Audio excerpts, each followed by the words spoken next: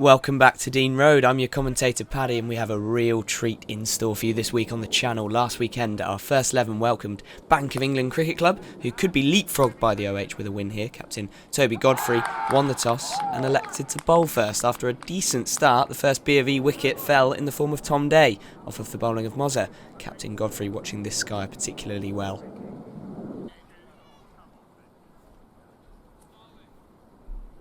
The ever unpredictable home deck served up some sharp nuts, Matthew Luddington managing to pick up this back of a length delivery from Raz.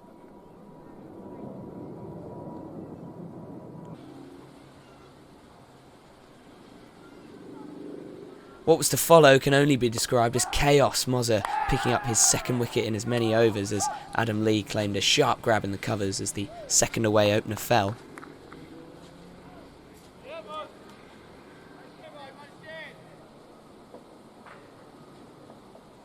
Before Jesse Simpson arrived at the wicket and took it to the attack, going big to Simon Morris and succeeding in this instance.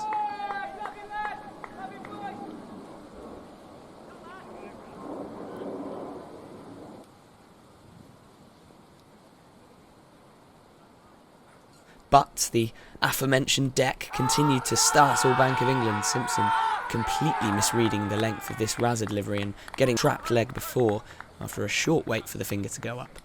The score was now 41 for 3.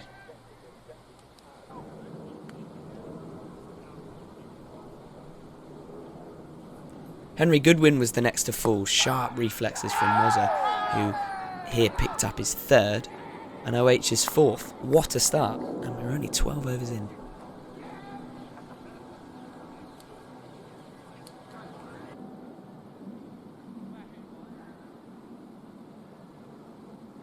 Soon enough, 4 became 5. Skipper Patrick Tice snicking off to Timmy Walker in the office.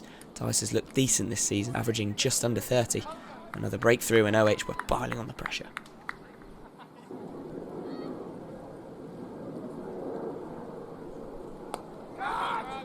Another caught and bowled the very same over from Razza meant that the wickets continued to tumble. This time, Sam Brandon dishing up a loopy leading edge. Not quite sure that needed to be caught one-handed, but the desired result for Raz all the same.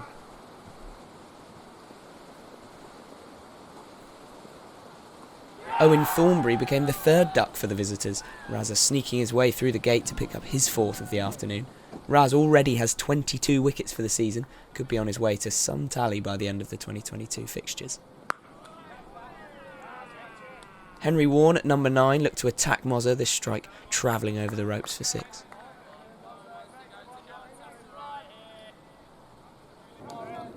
We've had our fair share of comical dismissals already on this channel, but this might be the pick of the bunch. I'll let this play out. Mozza's reaction is hilarious. Jack Berg finally managing to get this edge to stick in the gloves. Brownie and Trent realising this would be immortalised on the internet with the acknowledgement of Frogbox there.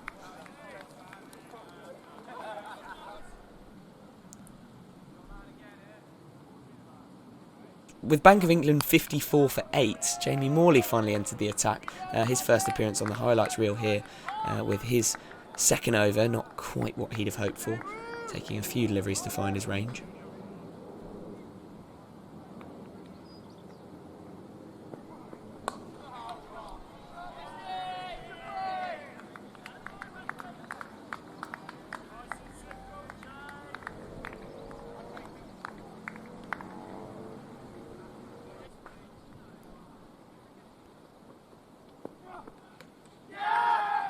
Taking a few balls to hone in.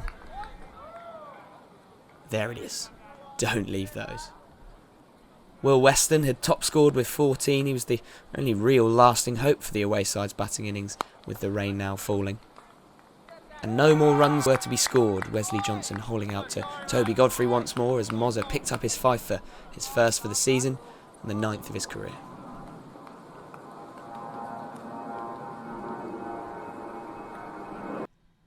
What a mammoth bowling display from OH's bowling trio. Razza and Simon sharing 9 of the wickets, completely dismantling the away batting lineup in just 25 overs and 2 balls. Runs from the openers and Weston were vital to make up for the 4 ducks that Bank of England picked up. What would seem to be quite a routine chase was evidently made difficult by the tricky wet conditions. Godfrey managed a boundary in the first over off of Max Neville via a trademark cover drive. While Tim Walker joined in on the action the next over.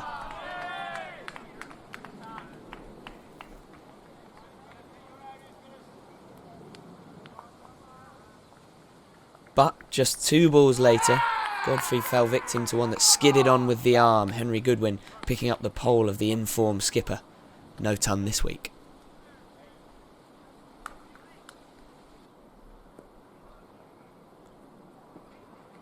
And Neville would remove the other opener the very next over, Tim stumbling past a smart length delivery as he looks to recover some of his early season form.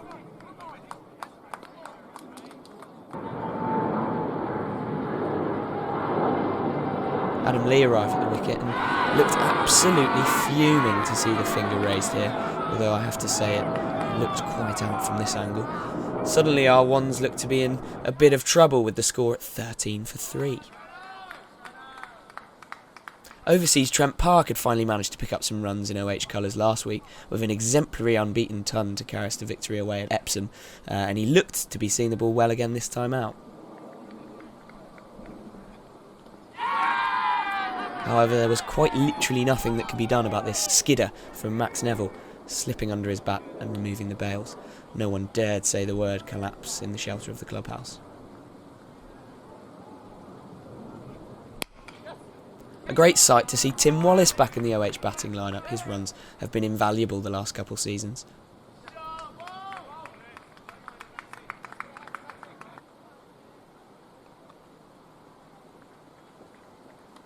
But he would become the 4th pal to be out-bowled, Neville having an absolute field day on the Dean Road deck.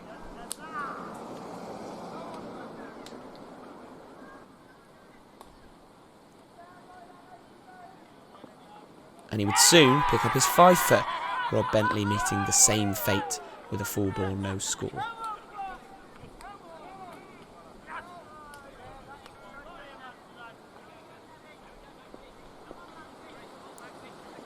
Young Jack Berg was back from uni and back in the side, driving well, looking to take OH over the line, much more assured batting here than his grab in the first innings.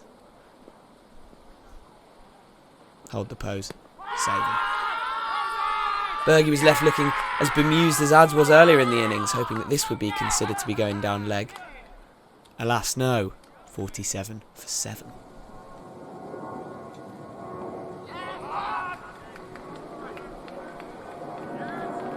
This meant it was up to Mozzer and Brownie to bring the pals over the line, with 15 still needed, the latter picking up a valuable boundary down to fine leg to inch us closer.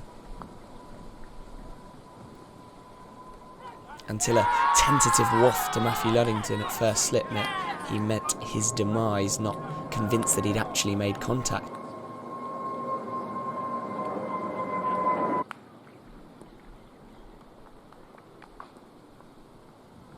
Razza arrived at the crease and said enough was enough, deciding he would go big to bring home the chase. A bomb off his first ball.